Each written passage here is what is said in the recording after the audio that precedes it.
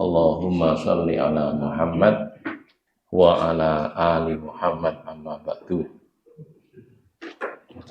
Surat Al-Kahfi ayat 109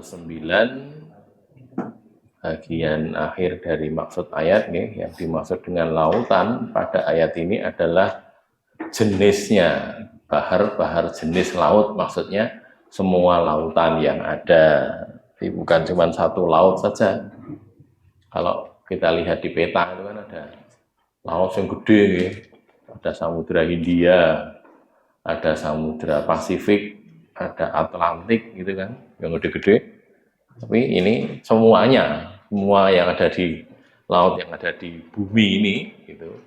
Itu kalau untuk nulis kalimat Allah, itu lautnya habis, lautnya yang jadi tinta itu habis, ilmu Allah atau kalimat Allah belum habis, gitu ya. Anafidal bahru qabla an tanfada kalimatu rabbi walau ji'na bimithlihi madada, meskipun dia tambah lagi laut sejumlah itu, wes laut sak dunya itu ya dia pakai untuk nulis, itu tidak cukup, habis airnya, air yang jadi tinta tadi, ditambahkan laut segitu lagi, ya tetap tidak cukup, saking banyaknya kalimat Allah ya. Maka pelajaran dari ayat sekarang ya, ilmu Allah itu sangatlah luas, mencakup segalanya, melebihi seluruh ilmu semua makhluk, baik yang terlihat maupun yang tidak terlihat, gitu, yang bisa kita lihat maupun yang tidak bisa kita lihat. Itu ilmu Allah seluas apa enggak tahu, itu sangat luas, meliputi segalanya, gitu ya. Makanya kalau orang memisah-misahkan antara ilmu agama dan ilmu umum, itu sebenarnya pemisahan yang tidak tepat. Gitu. Misalnya ya, matematika, fisika, kimia itu dianggap sebagai ilmu umum. Nanti hadis, Quran, hadis, fikih dianggap sebagai ilmu agama. Sebenarnya tidak tepat. Kenapa? Karena ilmu-ilmu yang ada itu semuanya juga berasal dari Allah. Gitu loh ya. Orang belajar fisika, kalau dia belajarnya dengan cara yang benar, artinya tidak dipisahkan, tidak disekulerkan gitu ya, ini dia akan kembalinya juga kepada kekuasaan Allah, gitu loh ya. Belajar fisika misalnya ada gerak melingkar beraturan GMB, ada gerak lurus beraturan GLB, ada GLBB, gerak lurus berubah beraturan. Sekarang kan betul. Kita sekolah itu lali ya, lali, iya rambutnya saya lali gitu. Jadi itu kalau kita memahami gitu, itu nanti kita mendapatkan kekuasaan Allah ada di situ, gitu loh ya, ada di situ kekuasaan. Ya Pak Guru ini ajarkan begitu, dengan itu orang akan sampai kepada pengesaan Allah, gitu loh ya. Cuman masalahnya dipisahkan, jadi ilmu umum, ilmu agama enggak. Ilmu apapun juga, okay? Fisika, kimia, matematika, termasuk ilmu sosial juga. Ada sosiologi, ada sosiatri, lagi ada antropologi, semuanya ini juga nantinya kembali kepada Allah. Ngoten lho nggih. Makanya kita di pondok kita diajarkan, tidak cuma ilmu fikih, hadis, Quran, tafsir, bukan hanya itu. Yo diajari fisika, yo diajari kimia, biologi gitu. Karena dengan orang memahami begitu, kalau mempelajarinya dengan cara yang benar, akan kembali pada pengesaan Allah. Gitu ya. Kayak itu ilmu semua makhluknya, baik yang terlihat maupun yang tak terlihat. Karena ada ilmu Allah yang manusia itu tidak bisa mendapatkannya. La tudrikuhul absaru wa huwa yudrikul absar, di surat Al-An'am itu ya. Mata manusia itu tidak bisa menjangkau Allah, tapi Allah itu menjangkau mata manusia, gitu ya. Jadi tidak bisa orang melihat sesuatu yang tidak terlihat, itu nggak bisa. Ada sesuatu yang memang manusia tidak tahu. Oleh karenanya yang pokok karena begitu ini kan, karena begitu jangan pernah merasa lepas dari pengawasan Allah. Ini yang penting ya. Kalau kita tahu bahwa ilmu Allah itu meliputi segalanya, yang nampak maupun yang tidak nampak, maka kita jangan pernah merasa tidak diawasi oleh Allah. Ngoten nggih. Jadi kula panjenengan sami niki selalu diawasi oleh Allah. Di mana saja kita berada, kapan saja, terus apalagi siapa saja itu Allah tahu. Itu ya. Sehingga kita tidak berani melanggar aturan Allah walaupun diam-diam, meneng-meneng gitu. Poso-poso, awan-awan, ngelak gitu nggih. Neng omah enek wedang, ada minum. Ada gula, ada sirup, ada macam-macam. Tapi kita tidak berani minum. Padahal yang omah ijen, enek wong gitu. Cara ngombe kan orang ketok, orang ngerti. Tapi kita tidak berani, kenapa? Kita merasa diawasi oleh Allah. Loh itulah yang namanya iman tuh di situ tuh loh. Iman tuh gitu. Tidak berani kenapa? Kok ramani ngapa? Lah Allah pirsa kok. Gitu loh ya. Ya pokok kan itu baliknya kepada hal itu tadi. Makanya Allah punya kalimat tadi ya yang tidak tertulis apa yang ditulis sampai menggunakan semua laut itu sebagai tintanya tidak cukup karena banyaknya luasnya ilmu Allah, karena mengakui yang seperti itu, memahami yang begitu, sehingga orang beriman itu tidak berani melanggar aturan Allah. Gitu ya. Delik-delik yang sewu nggih. Wis duwe bojo, sudah punya istri, sudah punya suami, kata orang selingkuh. Selingkuh itu kan istilah lain dari zina atau sana gitu. Zina jan-jane cuman dihaluskan gitu loh. Selingkuh gitu. Kan kita orang elek padahal elek itu. Kan itu tuh ya. Begitu lah. Karena wong ngerti, ning ora wani, dosa masalahnya. Allah pirsa. Kan gitu tuh ya. Sehingga tidak berani. Itulah iman. Maka Rasul mengatakan begini, la yasrikus sarik hina yasrik wa huwa mu'min. Buat hadisnya nggih. Di Sahih Bukhari itu kan ada ya. Yasriku sarik.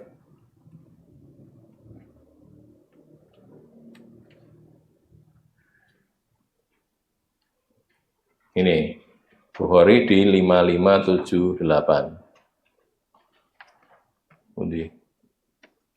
Kok gede ora iso. Nah, ini nggih. Kita ngoten. Kurang gede. 5578 ya. Ini Rasul ngendika gini, la yazni zani hina yazni wa huwa mu'min. Tidak berzina orang yang berzina itu hina yazni ketika dia berzina wa huwa mu'min sedangkan dia itu beriman. Wong nek zina niku nggih, pas zinane, pas ketika berzina itu imannya hilang. Randa iman dia. Kalau saja dia mati pada waktu itu su'ul khotimah, mlebu neraka mesti. Kenapa? Karena dia sedang maksiat gitu. La yazni zani hina yazni wa huwa mu'min. Tidak berzina orang yang berzina itu hina yazni ketika dia berzina wa huwa mu'min. Sedangkan dia itu beriman. Terus wala yasrabul khamra hina yasrabuha wa huwa mu'min, dan tidak minum khamr orang yang ketika dia meminumnya itu wa huwa mu'min sedangkan dia beriman. Wong pas nyon sewu, pas ngombe khamr itu, pas minum khamr itu imannya hilang. Coplok imannya. Tidak punya iman dia waktu itu. Terus wala yasriku sarik hina yasrik wa huwa mu'min, dan tidak mencuri orang yang mencuri itu hina yasrik ketika dia mencuri wa huwa mu'min sedangkan dia itu beriman. Tidak ada imannya. Nek pas maling, wong maling pinuju maling pas nyolong itu imannya hilang. Sesudah itu dia tobat bisa gitu. Wong bareng nyolong terus tobat, terus menyesali perbuatannya, terus bertobat itu bisa. Tapi waktu nyolongnya itu tidak punya iman dia, bahwa tidak ada imannya. Loh ngoten niku lho nggih. Makanya orang beriman tidak mungkin melakukan itu. Artinya kalau dia melakukan itu juga imannya hilang pada waktu itu. Loh ngoten. Ya, jadi Nabi sing ngendika nggih Sahih Bukhari tadi kalau mau dicek di nomornya itu 5578. Ini di kitab apa itu? Sahih Bukhari di kitab Asyribah di sini ya, Kitabul Asyribah. Ini Kitabul Asyribah, hadisnya nomor 5578. Ini tidak hanya di Sahih Bukhari, cuma di Sahih Bukhari ada ya, mungkin tadi ada beberapa di Sahih Muslim juga ada. Gitu ya. Jadi karena begitu, maka kembali yang kita bahas tadi, tidak ada. Karena orang itu merasa diawasi terus oleh Allah, dia tidak akan melakukan dosa. Itulah ya, ini pentingnya di sini. Karena jangan pernah merasa lepas dari pengawasan Allah. Udah ya. Berikutnya, jangan pernah merasa pandai atau unggul di dalam ilmu, karena di atas langit masih ada langit. Ini cara orang Indonesia ini bahasa peribahasa apa-apa. Di atas langit masih ada langit. Ojo rumongso pinter dewi, jangan. Tidak boleh itu. Kita merasa punya ilmu boleh, tapi merasa paling pinter, oh jangan. Orang di luar sana masih ada yang lebih pinter dari kita kok. Luwih akeh sing luwih pinter gitu loh. Jadilah orang yang tawadhu, nomor tawadhu itu merendahkan diri, menundukkan diri, ya, tidak merasa orang yang paling begini, tidak. Dalam hal ilmu, ya, jangan merasa begitu. Kenapa? Karena toh ilmunya manusia itu, dibandingkan ilmunya Allah, wah, sangat jauh. Allah menguasai, mengetahui segalanya, kita cuman terbatas pengetahuan kita. Jadi jangan pernah merasa pandai atau unggul dalam ilmu, karena di atas langit masih ada langit. Cirinya wong sing bodoh niku, daerah wong so pinter, niku dari bodoh. Nek cirine wong pinter niku, daerah wong so bodoh malah. Loh kan gitu toh ya. Orang itu kalau dia merendahkan diri, tawadhu, malah Allah angkat kedudukannya, jadi tinggi kedudukan dia. Sebaliknya kalau dia sombong, itu sombong dijatuhkan oleh Allah. Ngoten, gitu loh ya. Maka kita jadilah orang yang mutawadhi, orang yang tawadhu. Kalau kita tawadhu, nanti ditinggikan kedudukannya oleh Allah. Tapi kalau kita sombong, rumongso gede itu, rasa besar, maka Allah akan merendahkan dia. Itu. Karena kesombongan itu adalah selendangnya Allah, gitu nggih. Ridanya Allah. Nah, kalau orang sombong itu dia merampas ridanya Allah, selendangnya Allah. Nanti Allah marah. Sing berhak sombong itu hanya Allah saja.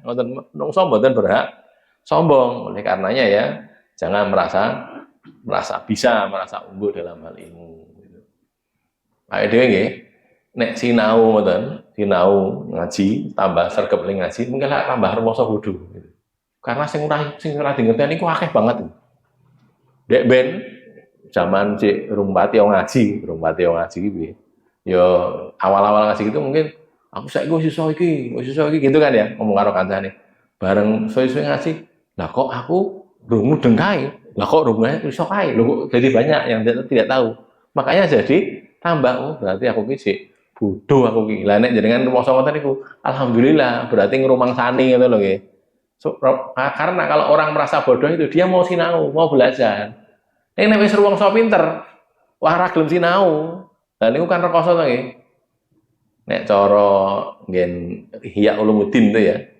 Ihya Ulumuddin di kitabnya Al-Ghazali itu ada orang namanya golek nggih, memberikan Ihya Ulumuddin. Nah ini ya.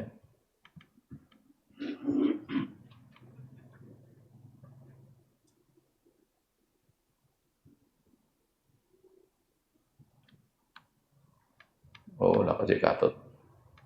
Oh, hari ini cek katut digoleki. Enggak nih.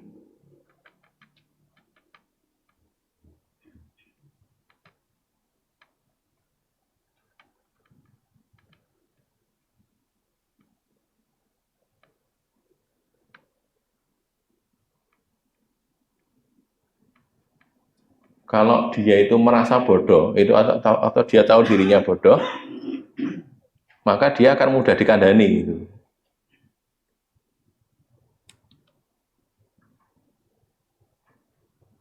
Nah ini ya. Asalnya dari kata-kata Khalil bin Ahmad ini ya.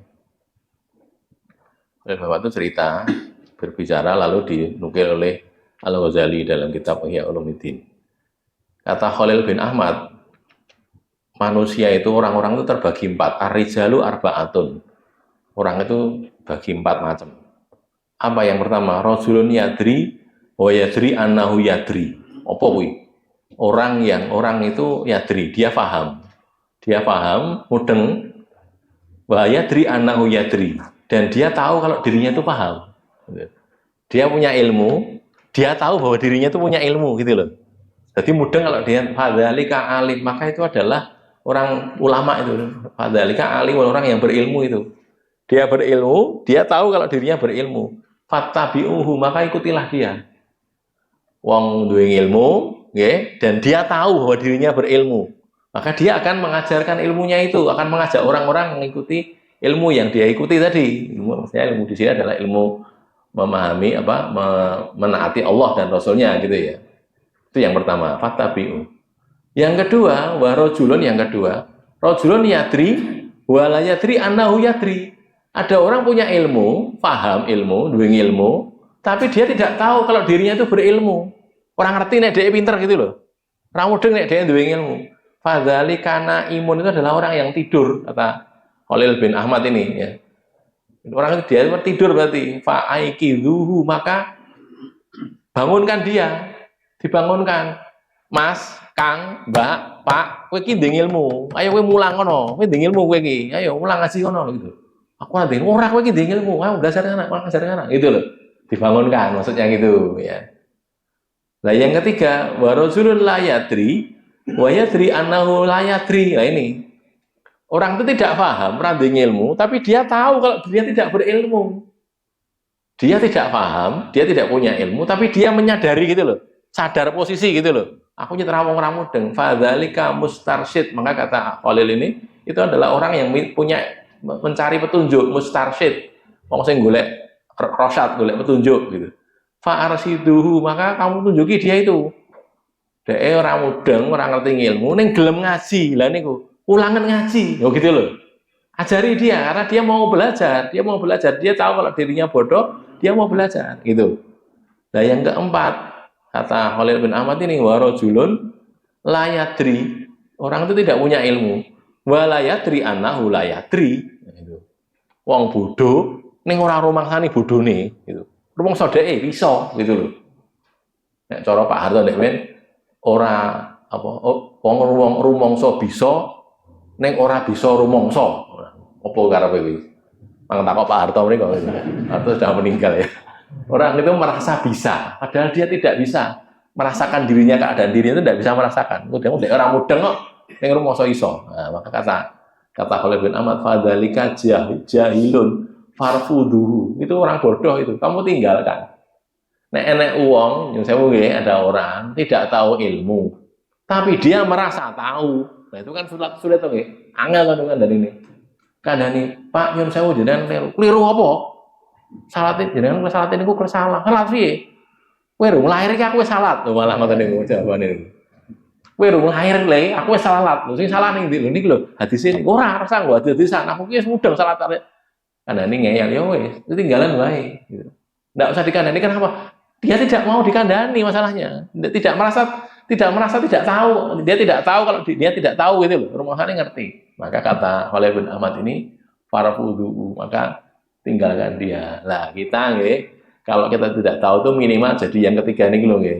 Jadi rajulun la yadri tapi wa yadri annahu la yadri gitu. Nah, makanya gelem ngaji.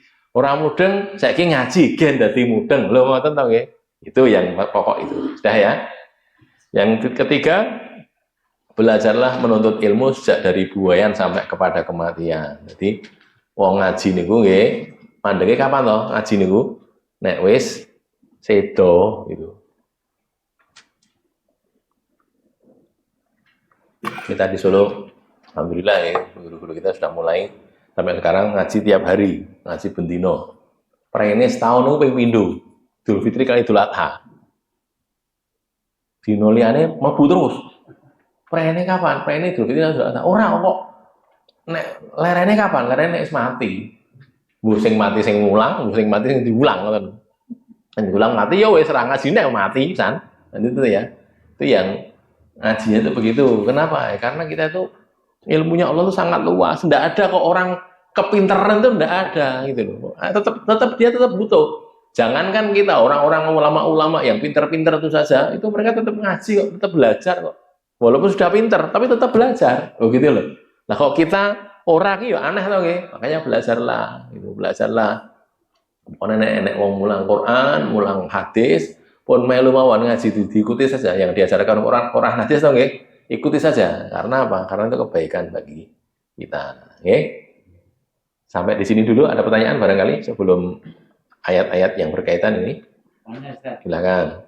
Berkaitan tadi dengan kalimat zina tadi. Okay.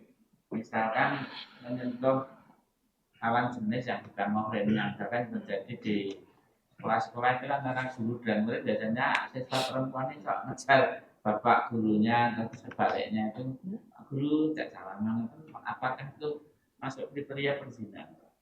Ya, bukan zina kalau itu, tapi juga dilarang dong ya. Artinya kalau bukan mahramnya, apalagi yang sudah balik, ya, kecuali cilik atau beneran apa? Cilik, TK atau nih, apa-apa. Tapi kalau sudah SD, kita lihat dulu anaknya kalau memang sudah balik, harusnya tidak boleh. Gitu. Tidak boleh bersentuhan tangan, bersentuhan yang lainnya. Nah ini ngunyak mau no dikandani, Nduk. Kowe iki wis balik. Gitu loh ya. Ora kena salaman karo bapak guru kira kena. Nek karo bu guru ora apa-apa, nek karo pak guru aja. Gitu. Sampaikan begitu. Jadi kita sampaikan, mungkin awalnya tidak paham, nah dipahamkan pelan-pelan. Gitu. Oke, Nora, tetap terus berlangsung begitu ya. Ada lagi? Ada ya. Berikutnya kita lihat laut ditundukkan oleh Allah. Yang pertama ya. Surat An-Nahl, surat yang ke-16, ayat ke-14. An-Nahl, surat ke-16 ya. Ayat ke-14. A'udzu billahi minasyaitonir rajim. Wa huwa alladzi sakhkhara al-bahra litakulu minhu lahman tariyyan wa tastakhriju minhu hilyatan talbasunaha wa taral fulka mawakhira fihi wa litabtaghu min fadlihi wa la'allakum tashkurun. Wa huwa, dan dia Allah, alladzi dialah yang sakharal bahra. Sakhara menundukkan. Sakhara menundukkan al-bahra, laut. Dia Allah itu adalah yang menundukkan laut. Litakulu, supaya kalian makan. Supaya takulu kalian makan minhu darinya, dari laut itu. Lahman torian, daging yang segar. Daging segar, maksudnya ikan. Ikan dan binatang laut yang lain mestinya ya. Wa tastakhriju, dan kalian mengeluarkan, istakhroja ya, berusaha mengeluarkan. Kalian berusaha mengeluarkan minhu dari laut itu hilyatan, perhiasan. Hilyah itu artinya perhiasan. Talbasunaha, kalian memakainya. Di laut kan nanti ada mutiara tuh ya, yang kerang nih kan ya, ada perhiasan di situ kan.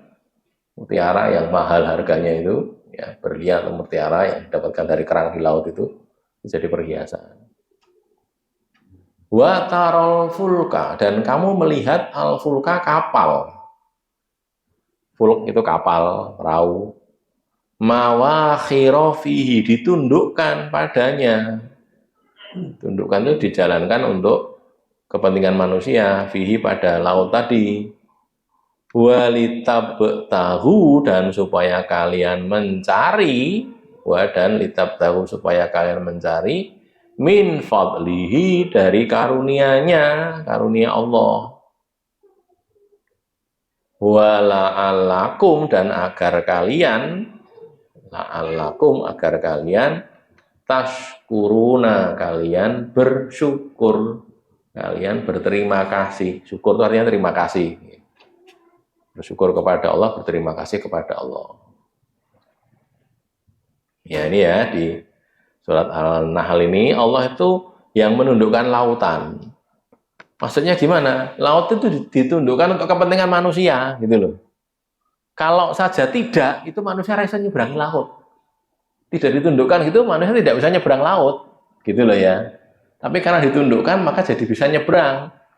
Dengan kapal kah, atau dengan pesawat terbang, atau dengan yang lain yang melompati laut gitu, atau bikin jembatan, itu tuh ya, kayak jembatan Suramadu nih kok, Surabaya Madura nih kok, jembatan itu dawa nih, berapa kilo, 5 kilo atau berapa itu, melintasi laut dari Surabaya sampai Madura itu, Itu juga karena kekuasaan Allah menundukkan laut gitu loh. Ora kok karena manusia, iya manusianya dikasih ilmu sama Allah gitu loh. Dikasih ilmu sehingga bisa begitu, gitu. Itu kita meyakini hal yang seperti itu. Makanya jadi tidak sombong. Begitu itu karena Allah saja, Allah menundukkan sehingga jadi bisa. Terus di samping itu juga tadi bisa menyelam, bisa mencari ikan, boleh iwak. Nek cara nelayan tradisional ngangge jaring ngoten nggih, jaring. Kalau sing gede-gede niku ngangge kapal pukat jenenge. Pukat itu kapal pencari ikan. Jadi jaringnya gede banget itu. Jaringnya uncalke jaring nganggo mesin, diuncalke gitu nanti tarik nganggo mesin. Tarik nanti terus diumbahke, terus cegurke dengan kapal itu apa ikannya apa yang ditangkap itu langsung masuk ke situ. Nanti sebagiannya sudah ada mesinnya memproses sendiri itu. Jadi yang gede-gede mau begini, yang kecil-kecil mau begini itu ada. Gitu ya. Kalau pakai yang gede gitu. Itu begitu tuh untuk mendapatkan ilah mantorian, daging segar gitu. Kan daging ikan kan seger tuh nggih. Nah, itu didapatkan oleh manusia. Hanya itu tidak watas takhriju minhu hilyah. Kalian juga bisa mengeluarkan darinya itu hilyah perhiasan tadi di dalam kerang itu, cangkangnya itu nanti dibuka gitu. Buka terus ada mutiara di situ. Mutiaranya harganya larang. Gitu. Lebih larang tinimbang emas. Gitu nggih. Mutiara itu bukan jenang mutiara loh nggih. Mutiara tenan ini itu larang tinimbang emas. Oh gitu loh. Dengan cara itu tadi. Kadang-kadang tidak di laut, di sungai juga ada.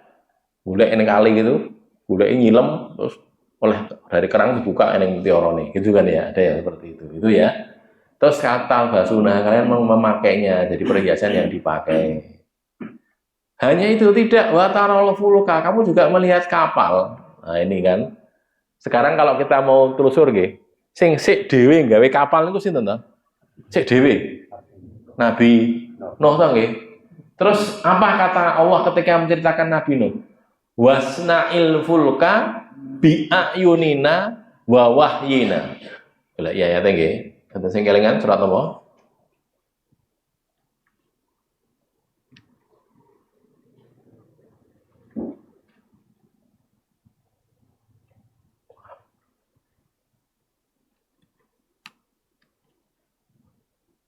Nah ini surat Hud, ada di surat Hud dan di surat Al-Mu'minun.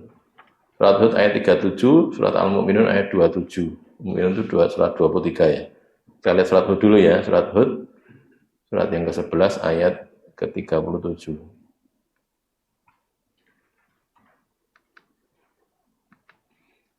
Ini loh, wasna'il fulka, dan buatlah kapal, kapal perahu ya. Bi'ayunina, dengan pengawasan kami, ayun itu kan artinya mata ya. Dengan pengawasan kami maksudnya, wa wahyina, dan wahyu kami. Jadi, Nabi Nuh nggih kapal itu wong sik dhewe gawe lho masalahnya. Pertama kali kan. Terus piye carane gawe ki piye? Ki enek kayu diapake, kan enggak tahu kan. Maka diajari oleh Allah bi ayunina wa wahyina, di dalam pengawasan kami dan wahyu kami. Artinya step by step, apa step by step itu? Langkah demi langkah itu diajari oleh Allah. Kamu bikin begini, begitu Nabi Nuh itu. Jadi dikasih wahyu, kowe enek wit tegoren ngene carane. Udah tegor. Nek cara sakjane nggih digraji. Waktu itu ada graji apa saya enggak tahu ya. Pokoknya digenekke, gawe ngene itu dikatari jadi kapal. Jadi sesudah jadi kapal itu, wong kan karek niru to nggih. Wis dadi saiki kapal itu. Oh, ki apa to ki? Waktu ini kan kemudian kan orang-orang kan mengolok-olok Nabi Nuh. Ki apa to Nuh? Iki kapal. Kapal kuwi dinggone dinggone laut. Walah, kowe nggawe kapal ning kene terus piye? Kowe njogorke laute carane piye gitu. Nggawe kapal kok ning padang pasir kaya ngene terus piye kan gitu kan dilolok gitu kan. Enggak tahu mereka bahwa nanti akan terjadi banjir kan enggak tahu toh. Allah menciptakan gitu akhirnya. Justru ketika terjadi banjir betul, yang selamat cuma yang ikut di kapal itu tadi kan gitu tuh ya. Ini mana tadi? Idza jaa amruna wa farat tanur qul nahmil fiha min kullin zaujaini isnaini. Di surat itu juga ya di ayat ke-40 41 lanjutannya ya. Jadi disuruh naik itu nanti sudah terjadi banjir, amruna ini adalah banjir, wa farot tanur, sampai tanur itu mengeluarkan air. Tanur itu tungku itu loh, tungku api itu ngetoke banyu, saking ini ngetoke banyu sampai banjir di mana-mana, sampai yang harusnya mengeluarkan api itu mengeluarkan air gitu, karena kekuasaan Allah ya. Terus kami katakan ihmil fiha min kullin zaujaini ini. Kamu muatkan di dalam kapal itu setiap sejodoh sepasang makhluk gitu. Menungso ya lanang wedok, nek kewan yo enek sing lanang apa, ada betina, ada jantan gitu loh ya. Terus naikkan dan juga keluarga kamu wa ahlaka illa man sabaqa alaihil qaul, kecuali yang sudah ditetapkan atas mereka itu siksa. Artinya istrinya Nabi Nuh dan anak-anaknya Nabi Nuh malah tidak ikut nantinya kan ya. Terus sudah itu terjadinya seperti itu. Kembali ke bahasan kita tadi, itu Allah menciptakan apa? Menciptakan perahu itu pertama kali karena dengan kekuasaan Allah gitu. Kalau di surat An-Nahl tadi ya, bunyinya kan ini ya. Terus fatarafu kama wa khirofi, ditundukkan padanya. Yang pernah naik kapal lagi, saudara-saudara yang pernah naik kapal, kita kalau sudah naik kapal gitu itu kan kalau kita kelingan loh zikir mengingat Allah itu wis gampangane ora kaya ning darat to nggih. Ya memang tidak di darat atau di laut kan itu.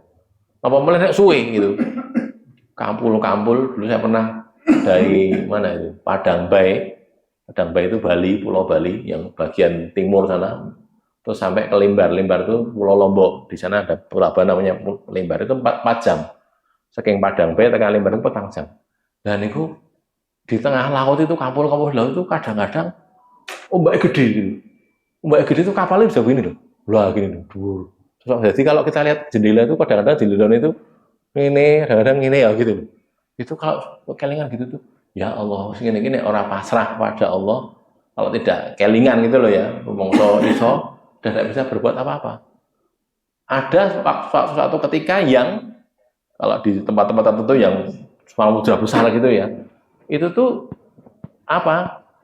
Sudah bukan lagi nang dhuwur ngeten iki, bukan lagi di atas air. Kadang-kadang atasnya itu air gitu. Jadi neng tengah-tengah banyu gitu. Dulu kita pernah ke Undin itu, daerah Cilacap, daerah Kampung Laut namanya ya, di Cilacap itu. Sana ada orang penelayan di situ. Itu dia cerita, kalau kita pas ketemu Mbak kan di sana kan apa jenenge? Samudra Hindia gitu. Pantai Selatan kan. Kalau pas ketemu Mbak gitu kata dia itu, kita naik kapal sudah pakai mesin tau gitu. Itu kalau ada ombak gede itu jangan diikuti naik ke atas, tapi kita tembus. Jadi ini sore ombak mana? Lo dari nate itu. Jika diceritani tahu, ngalami dewi dong tahu. Jadi, ada ombak gitu kita jangan naik ke atas. Kalau kita naik ke atas nanti kita tidak bisa tidak bisa menyelamatkan diri. Jadi ditembus mana? Ini ombaknya gede, masuk ke dalam tengah, bus gitu. Malah selamat katanya gitu. Jadi orang mau neng dhuwure banyu, neng sore banyu barang gitu. Nah begitu itu kalau kita melihat begitu, yang bisa selamat begitu ya karena tadi watarafuka mawafirofi, Allah tetapkan dia itu ditundukkan kepentingan manusia loh gitu loh. Kalau saja tidak ora iso itu manusia begitu tidak bisa, tapi karena ditundukkan untuk manusia sehingga jadi bisa. Lah kalau kita tahu ayat begini tambah beriman, wah subhanallah kaya ngono gitu carane Allah menundukkan laut gitu loh untuk manusia, untuk kepentingan kita, untuk kepentingan manusia, bukan untuk kepentingan yang lain, untuk kepentingan kita. Terus wa tabtahu min fadlihi, dan juga kalian mencari dari karunia-Nya. Teng laut itu, di laut itu ada apa toh selain ikan, selain mutiara. Nah, sekarang orang jadi tahu ternyata ada minyak di situ. Gitu nggih. Ada anjungan minyak lepas pantai. Jadi di tengah laut sana itu enek anjungan di golek minyak itu. Sebagiannya ada tiang sampai ke bawah, sebagiannya kemampur di atas. Jadi di tempat-tempat tertentu anjungan minyak itu ya, tambang minyak lepas pantai itu tidak ada cagak sampai ke bawah karena cukup dalam lautnya. Terus digaya kemampul gitu. Jadi naik ke atas gini, makanya kalau ada ombak dia itu goyang gitu. Jadi kalau ada ombak jadi seperti, tapi dia stabil karena memang dibuat demikian rupa. Nah ternyata ada kayak gitu lah, sehingga orang jadi tahu. Jadi samping ada tadi ya, ada hilyah, ada perhiasan, ada lahmantorian, ada ikan tadi daging segar, ada kapal yang ditundukkan, ternyata juga ada litabtahu min fadli, ini karunianya. Itu sebenarnya tadi minyak tadi. Nek saat ini kita tambah melih, enten pasir laut gitu. Napa niku? Dienggo gawe pulau gitu. Reklamasi itu kan ya, reklamasi pantai itu. Jadi orang bikin pulau saat ini niku. Jadi orang mung napa jenenge nemokke pulau, gawe pulau. Nang laut terus disedotke pasir ngoten niku terus diunggahke di apa semburke nang dhuwur. Mungkin ini permukaannya naik terus kan dhuwur dadi nyembul dadi pulau. Itu orang-orang di dunia itu saat ini gawe koyo niku. Termasuk di Jakarta nggih ngoten. Jadi reklamasi Teluk Jakarta yang kemarin gegeran itu kan ya, itu karena itu. Itu yang disebutkan di sini di Tabtahu min fadli. Nah, ini semakin lama, semakin orang semakin ke sini, semakin ke zaman kita ini, semakin banyak yang didapatkan dari situ. Makanya ketika orang belajar begini, maka kalau dia benar dalam cara belajarnya, dia akan semakin yakin akan kebenaran Al-Qur'an. Jadi Al-Qur'an itu bukan hanya menceritakan yang lalu atau yang sekarang, tapi juga menceritakan yang akan datang. Ngoten lho nggih. Litabtahu min fadli itu apa saja karunia Allah di situ tuh akeh banget. Orang mung iwak, orang mung heliah tadi perhiasan tidak cuma kapal tapi banyak sekali yang didapatkan dari situ. Oh gitu loh nggih. Sehingga orang-orang bisa mendapatkan banyak dari lautan. Ngoten. Nah, kalau kita tahu begini, maka kita jadi tahu bagaimana Allah berkuasa atas itu. Oke. Berikutnya surat Al-Jasiyah, surat ke-45 ayat ke-12 ini. Jasiyah surat ke-45 ayat ke-12.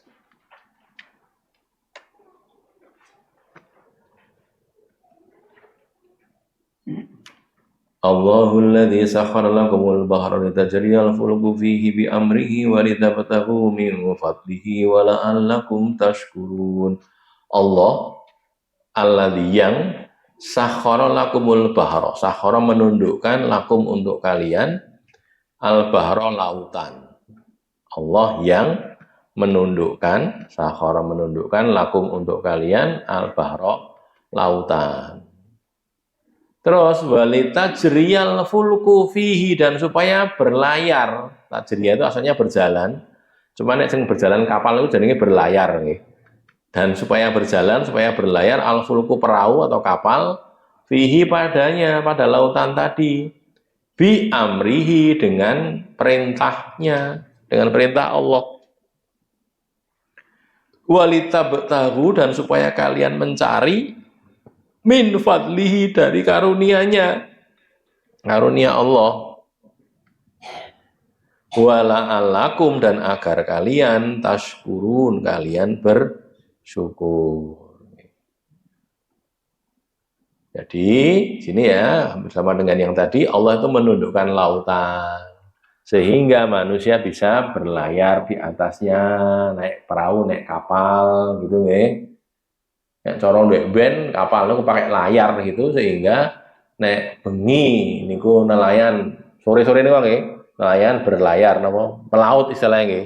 Saking darat karena anginnya angin darat, dia berlayar ke laut gitu, didorong oleh angin. Wes nanti tengah sana cari ikan, jaring napa mancing ngoten nggih. Terus mungkin mulai isu-isu karena nanti pagi hari itu ada angin laut. Angin laut mengarah ke darat terus dia sampai ke darat. Nah, gitu loh. Awalnya dulu gitu, saat ini pun buatan. Mergone ngangge napa niku?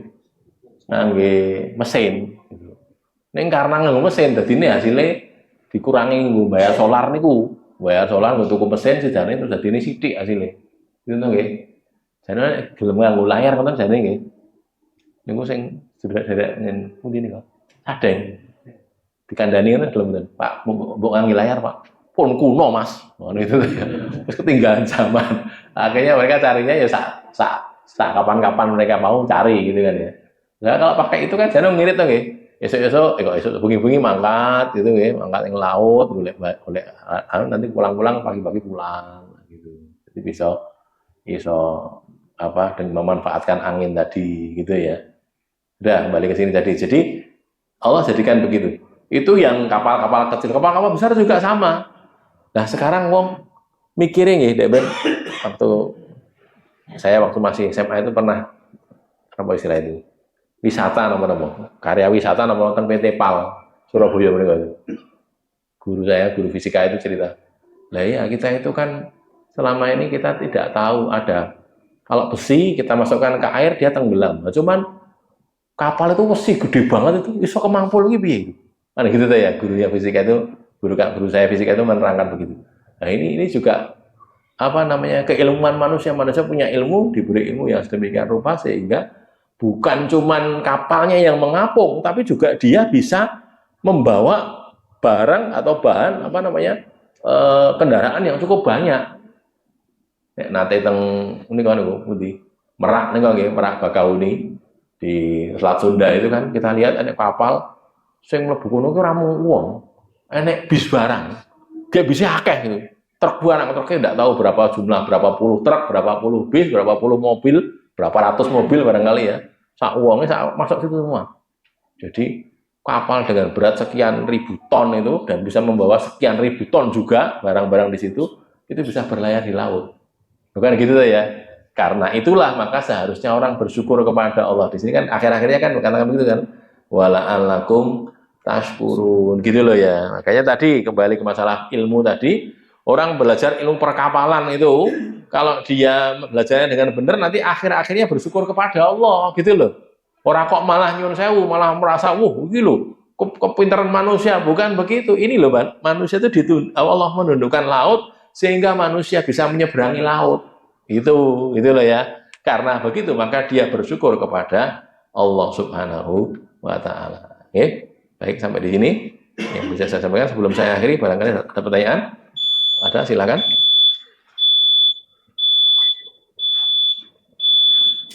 Ya ada nggih qul qouli hadza astagfirullah li wa lakum alhamdulillahirabbil alamin.